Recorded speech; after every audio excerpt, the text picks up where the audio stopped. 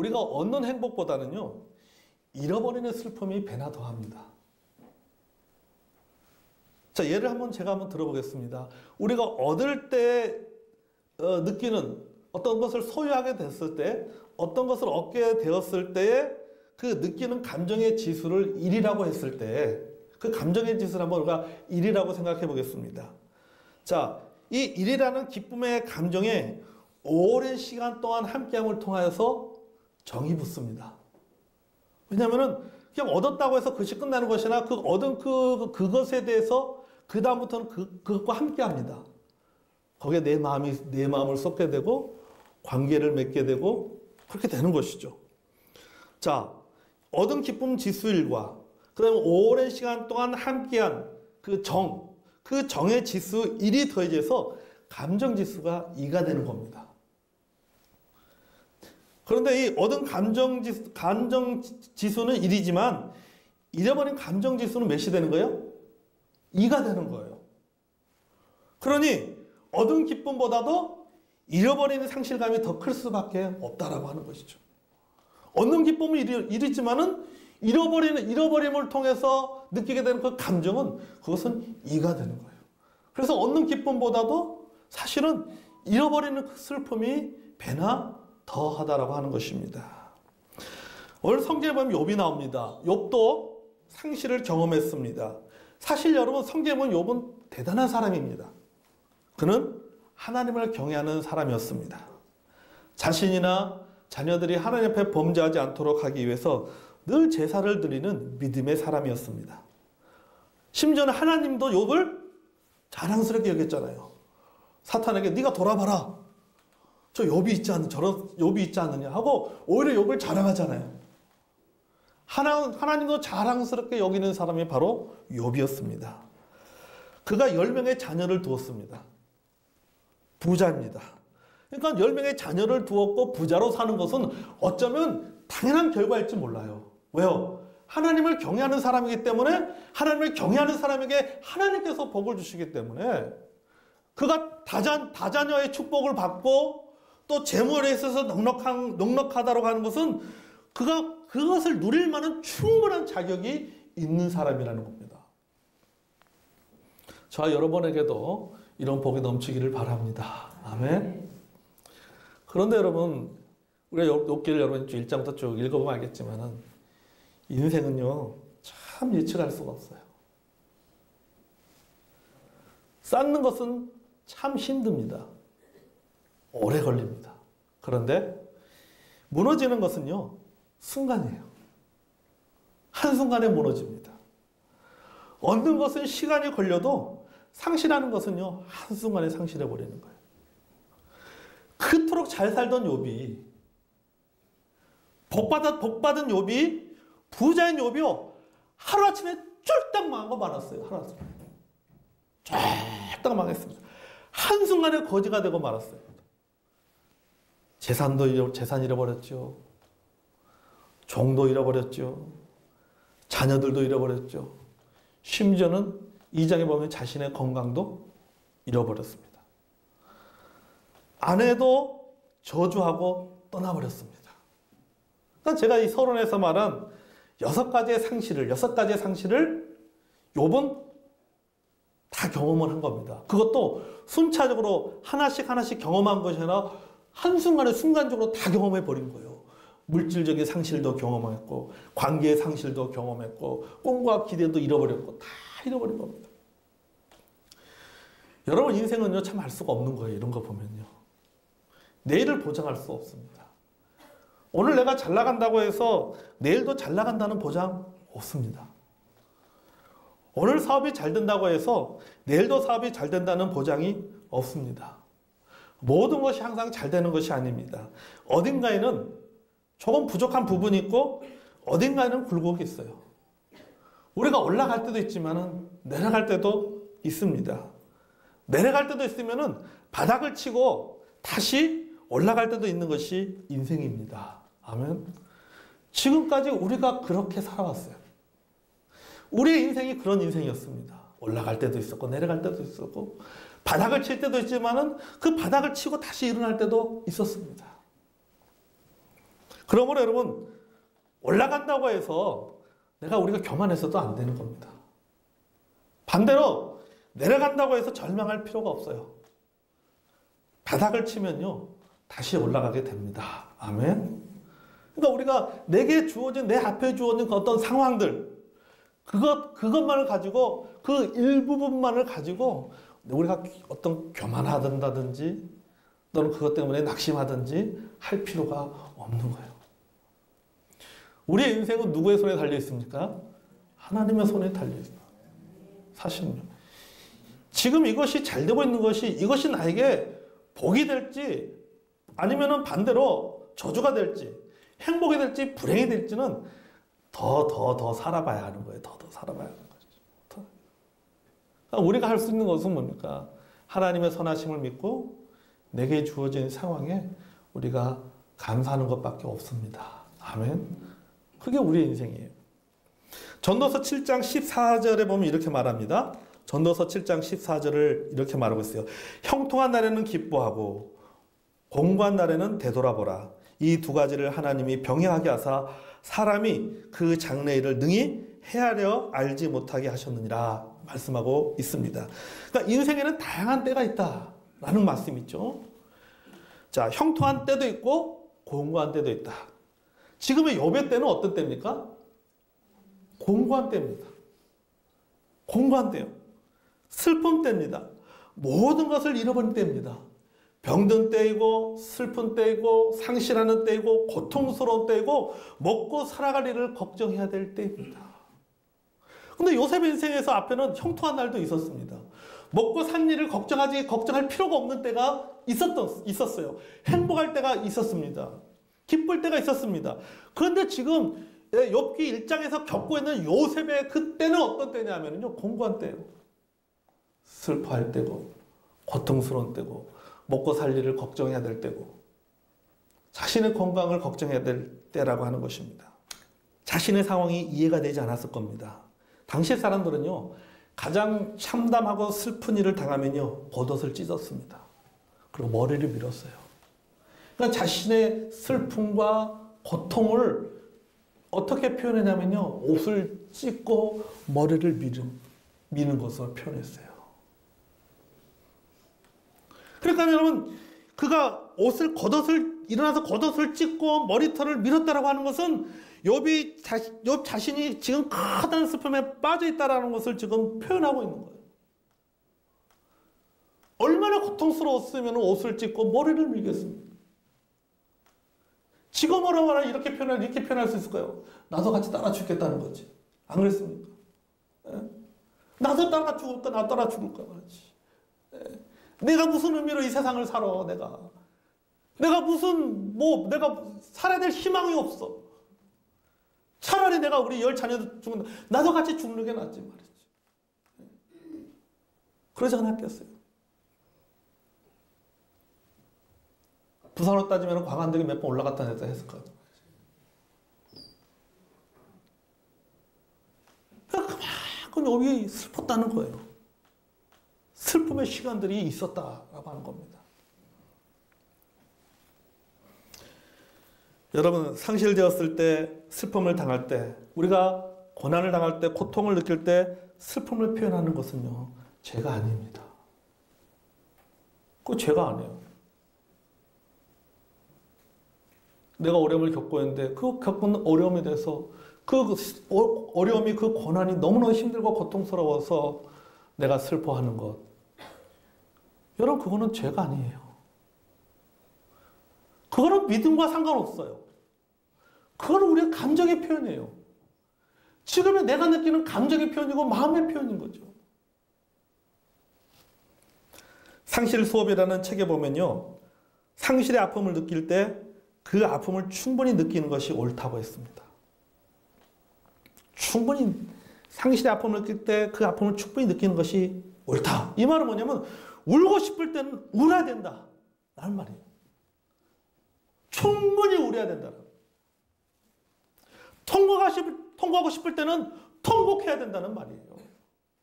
주의 시선을 의식하지 말고 감정의 표현을 억제할 필요가 없다는 거예요. 그걸 뭐하러 억제를 해요? 아무런 일이 없는 척 할 필요가 없는 거예요. 여러분, 우는 것은요, 믿음과 아무런 상관이 없어요. 내가 슬퍼하는 것은 믿음과 아무런 상관이 없는 거예요. 울음은 감정의 표현일 뿐이에요. 성경에 보십시오. 예수님도 우셨잖아요. 예수님도 나사로 죽음 앞에 울었단 말이죠. 그러니까 울고 싶을 때는 울어야 됩니다. 울고 싶은 이 마음, 그 유행가 가사들. 네. 울고 싶을 때는 울어야 되는 거예요. 충분히 울어야 되는 거예요. 여러분, 이처럼 감사는요, 어느 정도의 슬픔의 과정이 지나야 비로소 표현이 됩니다. 그게 즉각적으로 표현이 되지 않는 거예요. 어느 정도 고통의 시간, 어느 정도 슬픔의 과정이 지나야 표현이 됩니다. 또한 감사는 예배를 통해 생각이 재구성돼야 가능합니다. 여러분, 욥은 슬펐습니다. 그러나 거기서 끝나지 않았습니다. 오늘 본문에 보니까는 땅에 엎드려 경배했다 이랬잖아요. 옷을 찢고 머리털을 밀고 그 다음에 그가 충분한 고통의 시간, 그가 충분하게 슬픔의 시간을 보내면서 그 다음에 땅에 엎드려 경배했다라는 겁니다. 땅에 엎드려 경배했다는 말은 하나님을 예배했다는 말이에요. 하나님을 예배했다는 말이에요. 그러니까 욥은 슬퍼하되 하나님 앞에서 슬퍼했어요. 하나님 앞에서 울었어요. 하나님 앞에서 통곡했어요. 상실의 고통 속에 있었지만은 그 상실의 고통 속에서도 그는 예배의 자리에 나왔습니다. 여러분, 우리가 아무리 힘들어도 예배의 자리에 나와야 됩니다. 아멘. 여러분, 고난과 고통 가운데도 내가 넘어지지 않고 견뎌낼 수 있는 방법은요, 예배의 자리에 나오는 방법밖에 없는 거예요. 아멘. 여러분, 대나무는요, 속이 비어 있잖아요. 대나무는요, 가느랍니다. 다른 나무들에 비해서 가느다라고 깁니다. 바람이 불면요, 다른 나무들은, 굵은 나무들은 바람에 그렇게 흔들리지 않아요. 근데 대나무는 어떻습니까? 바람이 조금만 불어도 흔들거리잖아요.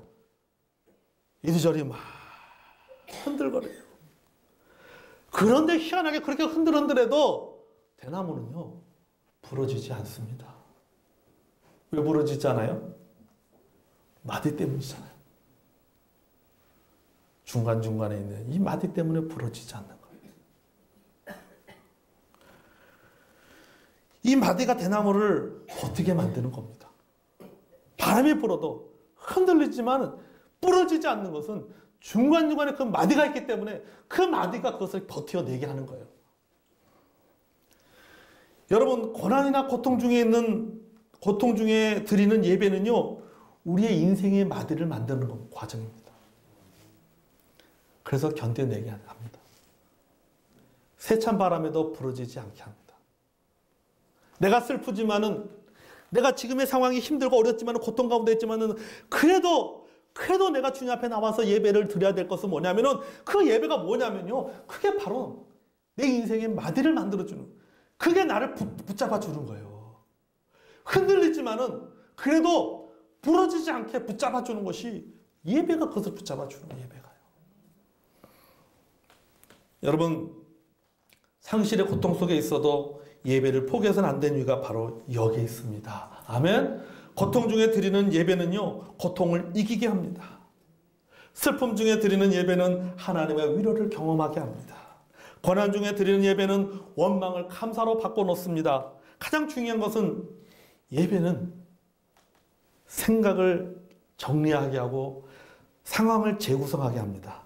그리고 하나님 앞에 감사하게 만듭니다. 아멘. 억울한 상황이 있습니다. 복잡한 상황이 있습니다. 여러 가지 어려움이 있고 고난을 겪고 있습니다. 그런 가운데서 그 일로 해서 내가 고통을 겪고 내가 슬퍼하지만은, 지금 가운데 고통 가운데 있지만은, 그 도대체 왜 하나님이 나에게 이런 어려움을 주는지, 내가 하나님을 경외하는 삶을 사는데 왜 하나님과 사탄의 싸움에 왜 피해보는 사람은 나만 피해봐야 됩니까? 이해가 되지 않죠. 상황이 이해가 되지 않죠. 이해할 수 없는 상황이죠. 그런 상황에서 내가 어려움이 있고 고통을 겪고 있지만 그래도 내가 하나님 앞에 나와서 예배를 드리면은 예배를 드리는 그 과정을 통해서 내 생각이 정리가 되는 거예요. 내가 나에게 왜 이런 상황이 일어나게 되는지, 왜 나의 의사와 상관없이, 나의 의도와 상관없이 왜 나에게 내가 이런 어려움을 겪게 됐는지에 대해서 그 상황에 대해서 생각이 정리가 되어지고 내가 앞으로 이 상황을 내가 어떻게 이겨나가고 극복해 나가야 될 것인가에 대한 생각이 정리가 되어지는 거예요. 그리고 그것을 통해서 어떻게 하게 되는가? 하나님 앞에 감사하는 마음을 갖게 되는 겁니다. 아멘. 그래서 예배가 필요한 거예요. 여러분 21절에 나오는 욥의 고백을 보십시오. 여기 21절에 나온 욥의 고백을 제가 현대인의 성경을 읽어보겠습니다. 욥이 이렇게 말하였다. 내가 태어날 때도 아무것도 가져온 것이 없었으니 죽을 때에도 아무것도 가져가지 못하리라. 주신 자도 여호와시오 가져가신 자도 여호와시니 여호와 이름이 찬양을 받으시길 원하노라. 아멘. 여러분 어떻게 이런 고백이 가능합니까? 어떻게 이렇게 감사할 수 있습니까? 바로 예배예요. 그 앞의 상황에는요 이해가 되지 않는 것이죠. 옷을 찢고 머리털을 밀고 왜 하나님 나에게 이런 어려움, 왜 우리 자녀들이 죽어야 되고, 왜 내 사업이 쫄딱 망해야 되고, 왜 종들이 다 죽어야 되고, 왜 나에게 이렇게 질병이 오고, 왜 아내는 내 곁을 떠나야만 하고, 이 모든 상황이 이해가 되지 않아서 내가 슬퍼하고 고통 가운데 있었는데, 하나님 앞에 엎드려 예배하면서 자신에게 나는 일련의 상황이 정리가 되는 것을 경험하는 거죠. 하나님의 위로를 경험했을 것이고, 하나님의 메시지를 들었을 것이고 이 상황을 어떻게 극복해야 하는지를 알게 되었을 겁니다. 당연한 것이 아니라 하나님께서 주신 선물이라는 인식을 통해서 삶을 재구성하게 되었던 거죠. 그때부터는요, 자기 주변의 모든 것들을 바라보는 시선이 달라지는 거죠. 해석이 달라지는 거죠. 저것도 하나님이 주신 거구나. 저것도 하나님이 주신 거구나. 그전엔 그걸 몰랐어요. 근데 이런 어려움을 겪고 나서 눈이 바뀌는 거예요. 그러니까 자기 주변, 자신의 삶이 새롭게 재구성되는 거예요. 지금까지 살았던 삶이 아니라 이제는 뭡니까? 다시금 삶을 새롭게 세우는 거죠. 이전과는 고통을 겪었을 때 그 이전과는 완전히 다른 삶을 세워나가는 겁니다. 지금까지 내가 살았던 삶이 아니라 말 그대로 그리스도 안에서 새로운 피조물이 되는 거죠. 영적으로 새롭게 거듭나는 겁니다. 그의 삶이 거듭나는 거예요. 새롭게 삶이 구성되어지는 거예요. 보는 시선이 달라지는 겁니다. 그러다 보니 생각이 변화가 일어나고, 생각의 변화가 일어나니까는 감정의 변화가 일어나고, 감정의 변화가 일어나니까는 삶이 변화되는 거죠. 자신에게 주어진 모든 상황에 대해 바라보는 시선이 바뀌었습니다. 생각이 변화되었고 감정이 변화되었습니다. 그리고 그 감정의 변화가 어디로 이어집니까? 언어의 변화로 이어져요. 언어의 변화로. 22절을 보겠습니다. 그것이 뭡니까? 22절이잖아요. 이 모든 일에 욥이 범죄하지 아니하고 하나님을 향하여 원망하지 아니하니라. 아멘. 최종적으로 뭐가 바뀌어요? 말이 바뀌어버렸어요. 불평하는 말, 탓하는 말, 투덜거리는 말, 이런 말이 아니라 하나님 감사합니다. 감사합니다. 여러분, 우리가 흔하게 감사합니다. 우리 흔히 쓰는 말이 감사합니다 말 아니에요? 어디 음식집 가서 밥 먹고 나오면서도 돈 지고 나면서도 감사합니다. 어디 아파트 나올 때 이렇게 경비 아저씨도 감사합니다. 어디 커피숍 가서 커피 한 잔 이렇게 받을 때도 어떤 감사합니다. 교회 안에서도 우리 성도들께 감사합니다. 감사합니다. 표현입니다. 근데 여러분, 우리가 감사한다는 말을 흔하게 자주 많이 쓰는데 이 감사합니다라는 표현 속에 사실은 영혼 없는 멘트가 참 많이 있어요. 그렇잖아요. 무엇 때문에 감사합니다라고 했는데 무엇 때문에 감사하는지 어떤 감정인지를 생각하지 않고 상투적으로 할 때가 참 많이 있습니다. 그냥 상투적으로 그냥 사무적인 멘트로 감사합니다. 감사 일을 할 때 많이 있죠. 또 여러분, 우리가 일상에서 이 감사를 발견한다는 것 쉽지 않습니다. 여러분, 제가 우리 주보에 이제 10가지 감사 제목 쓰라고 칸 만들어 놨잖아요. 막상 딱 10가지 쓰려고 해보세요. 많은 것 같은데 이게 쓰기가 쉽지가 않아요. 쓰기가 쉽잖아요. 오늘 아침에 집사람이 저한테 하기에 뭘 10가지 시간에 5가지만 하지 그러더라고요. 10가지만 하고 또 5가지만 하지. 그거 뭐냐면 이게 쉽지가 않다는 거죠. 진짜 감사할 건 많은데 진짜 넘치잖아요. 감사할 게 여러분 넘치잖아요. 그냥 내 주변이 아니라 내 자신만 생각을 해도 감사할 게 넘친단 말이죠. 근데 막상 그것을 쓰려고 하면 발견하기가 쉽지가 않아요. 신기한 게 우리는요. 근데 이런 것은 기억을 못 하는데 발견하기가 쉽지 않은데 왜 부정적인 것은 잘 발견하는지 몰라. 왜 부정적인 것을 잘 기억하는지 몰라요. 감사는 기억하지 못하고 은혜는 기억하지 못하는데 부정적인 것은 너무 잘 기억하고 섭섭한 거 너무 잘 기억하고 그렇죠? 희한해요. 어쩔 수 없나 봐. 그래서 여러분, 우리가 이 감사를 매일 감사거리를 찾는 일은요, 이것은 마치 이 모래밭에서요 바늘 찾는 것 같은 느낌입니다. 10가지 딱 펴놓고 감사해야지 하는데 감사해야지. 근데 머리는 빙빙빙빙빙빙빙빙 도는데 이거 막상 쓰려고 하니까 되지가 않는 거예요. 그러니까 마치 느낌이 아까 말했지만 이 모래밭에서 뭐 찾는 느낌이에요? 이 바늘 찾는 느낌이에요. 바늘. 분명히 바늘은 있는데 어디 있는지를 몰라. 이건 똑같은 거죠. 그러나 여러분, 시작은 모래밭에서 바늘을 찾는 것 같은 어려움이 있지만 시간이 지나면요. 따라서 시간이 지나면 모래밭을 감사한다. 네. 시간이 지나면요. 모래밭 같은 상을 감사하게 된다라고 하는 겁니다. 아멘. 처음의 시작은 모래밭에서 바늘을 찾는 같은 느낌이지만은 그러나 그것을 찾다 보면은 이제는요.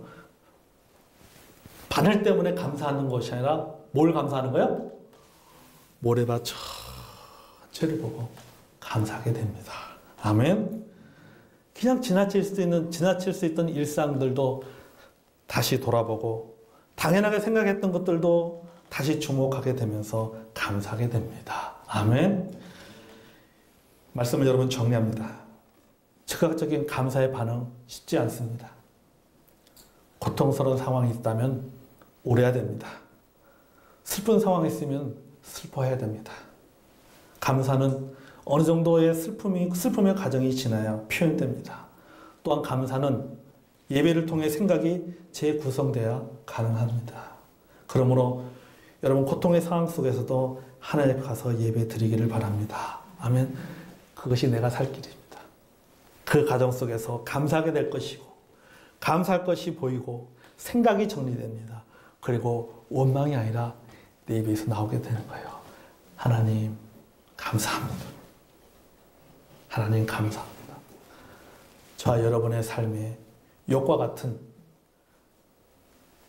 이 과정은 없었으면 좋을 것 같고 솔직한 얘기로 욕과 같은 과정은 없었으면 좋을 것 같고 22점만 있었으면 딱 좋을 것 같아요. 하나님 감사합니다. 제가 너무 솔직한가요? 하나님 감사합니다. 저와 여러분의 입술에 하나님 앞에 감사의 삶을 표현하고 넘치는 저와 여러분이 되기를 원합니다.